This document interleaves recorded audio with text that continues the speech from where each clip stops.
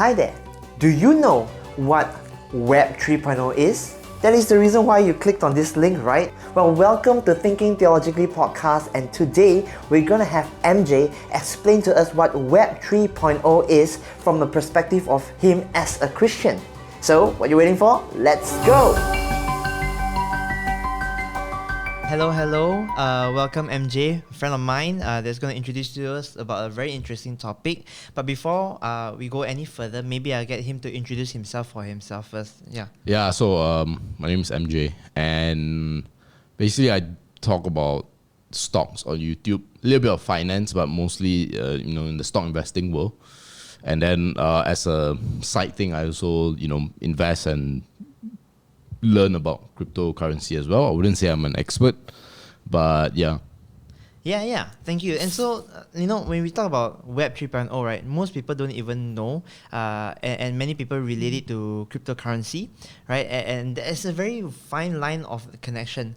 And people are, before you can even think about Web 3.0, they're already afraid of cryptocurrency, mainly among Christians. Correct. Maybe for starters, the first question would be, name your first exposure Yes. to cryptocurrency first.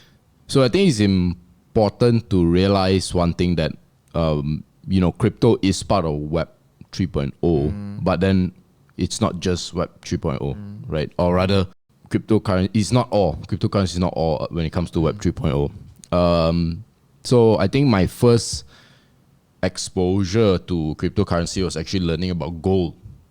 So gold, if you understand, once you're in the world within 15 minutes, right, you will realize that it's not just like an investment narrative, it's also a very political narrative, meaning it's really, without going into too much detail, the world prints a lot of money, especially the US government. So the US dollar is what we call the world reserve currency, means everybody uses it. Trillions, right? Yeah, they've been by trillions. From COVID 2020 all the way until 2022, I believe, 40% of all the money, all the US dollar in existence was printed. And just to clarify, just before we go further, Yes, right? yes. And by this printing, they're not backed by anything, right? They used to be backed by gold. So they are backed by the confidence in the US government. Right. So historically, it was backed by something, right? And that something was gold, and it was pegged, what we call it. So you can have like US dollars, and you could always trade in your US dollars for a certain ounce amount of gold. So in 1971, the US removed that peg and create what we call free floating currency, and so the whole world follows suit. And so that gives a lot of uncertainty. That gives a lot of like you said, like there's a lack of backing, and governments can print, willy nilly. This is very similar to, I think, Christians may know about this, but the Roman Empire, when they became an empire, they didn't print money, but what they did was they created more money by reducing the silver content in their coins. Wow. So even then, this whole Yeah. idea So of, it's like, if let's say, I don't know the math, right, but let's say you've got 1 kilo of silver can produce, let's say, 100 silver coins. If you reduce the silver content by put a little bit of copper, a little bit of other stuff, right? You can maybe, with that same bar, you can now produce maybe 1,000 silver coins, right? So that's how you, what we call, inflate the currency. The value of the silver coin is now less than. So in the modern world, it's money printing. So how does this relate to right? crypto, So I was studying gold, and then gold is like, hey, gold, 1 ounce of gold today is the same as 5,000 years ago. Yeah. So there's that enduring value, and the fact that people just can't create gold out of thin air. Yeah. So that's when it, you go down rabbit hole, and that's when you discover Bitcoin, which behaves as digital gold. Yeah. Right? You can't really produce more gold out of thin air, but technically speaking, the supply of gold actually increases maybe 1 to 2% every year. Whereas for Bitcoin, they cap it at about 21 million. Yeah. So that was my first exposure. Okay, thank you. So just to backtrack for the audience who are listening, right? So Bitcoin functions as a digital gold, and I think there's one point that what I'd like to add is this whole idea that the cap is 21 million. So as it grows, that we know that it cannot be inflationary. Correct. It is. They call it deflationary lah, with Yeah, the yeah. assumption that people will still demand for Bitcoin. Yeah. Yeah. Yeah. And it's the same thought. Like every other currency, is the assumption that there is a demand for it still, and that's why it's still running in a sense. Correct. Yeah. So if the demand always either stays the same or increases, and the supply is fixed, then the price in theory should go up. Audience, right? For those Yes. listening, that's cryptocurrency's starting point in general for many actually as well for Bitcoin. In light of the political economical situation. Yes. Now, briefly share Yes. how does this. What we hear is the narrative is changing. Yes. Now they say crypto, and then all of a sudden the language changed to Web Yeah, 3.0. yeah, correct. So do bring us into that world now. Yeah. So one of the great aspects of Bitcoin, at least in theory, is that you actually own the coins. Whereas if, let's say, you use like fiat money or what we call paper money, right? Yes, you own it, you hold it, or it's in your bank account, but the government actually takes value away every day through what we call a stealth tax, which is called inflation. Right? Okay. So the ownership is not quite there. And even then also, even if you have money, you still have to store it somewhere, right? Usually it's a bank. Right? And so it might surprise a lot of people, but when you put, let's say, 10,000 ringgit in the bank, the 10,000 ringgit is actually not there. You could probably withdraw, depending on the bank, maybe just half of that or a quarter of that only. Because what the bank does is that it takes that money and go and invest elsewhere. Correct. So they don't have that liquidity. Correct. So you of course today if you go 10,000, you withdraw 10,000, you can probably get Yeah. it. But the example I'm giving is assume everybody went and withdraw, it won't Yeah. be there. Yes, it's in your name, but it's not quite yours. If you stress test it, it's not really yours, right?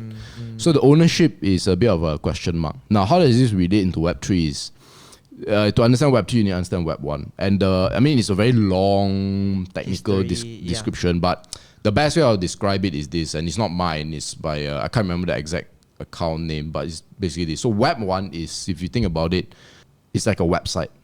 So you're able to read. So think of like the late 90s or the mid 90s. When you go on the internet, what do? You just Search for stuff. search for stuff. The Yeah. only interaction you can do is maybe reply to, let's say, a post on Yahoo Yeah. message board. Yeah. Right? That's the extent of your interaction. Yeah. Even posting videos is very difficult, right? Because Yeah. internet.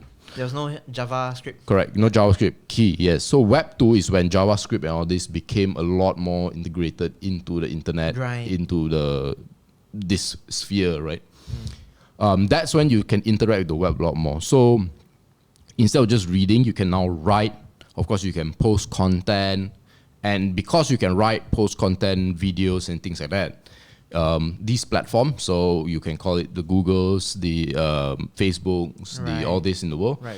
will be able to collect data from you. So when you write and when you post on your videos on yourself and things like that, you are feeding the internet or the platforms information to figure out how they can give you advertisements. In a nice, the nice version is that they just do it for commercial gains, so they will know like your buying behavior, and so when they go back to companies, hey, you should produce products and services like that, and you should promote like that, so Right, you can right. get people. That's the nice version. Yeah. Then the not so nice version would be, they are able to know everything about you lah, and governments can take advantage of this. Correct.